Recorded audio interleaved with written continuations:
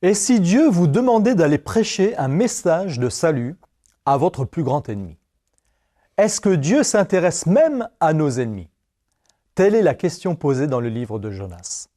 Dieu appelle le prophète Jonas à aller prêcher à Ninive, la capitale de ses ennemis, les Assyriens. Mais Jonas monte sur un bateau qui l'emmène à l'opposé de Ninive pour tenter de fuir la présence de Dieu. Ce qui n'est absolument pas possible.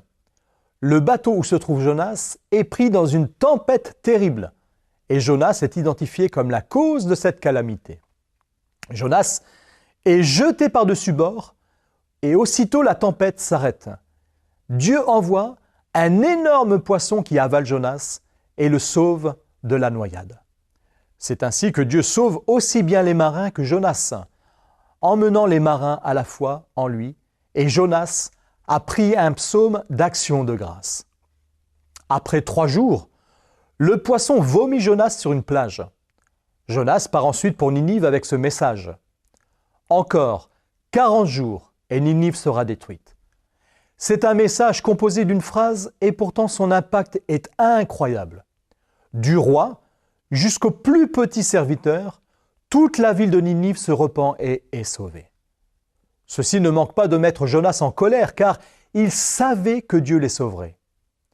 Le livre finit avec une question que pose Dieu à Jonas. « Et moi, je n'aurai pas pitié de Ninive, la grande ville dans laquelle se trouvent plus de 120 000 êtres humains qui ne savent pas distinguer leur droite de leur gauche et des bêtes en grand nombre. » L'histoire de Jonas révèle un Dieu compatissant qui sauve encore et encore.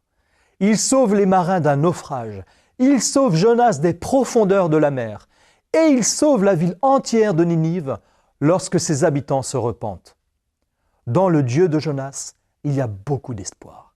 Et dans la vie de Jonas, nous voyons préfigurer la mort, l'ensevelissement et la résurrection de Jésus-Christ, l'ultime messager d'espoir pour le monde entier.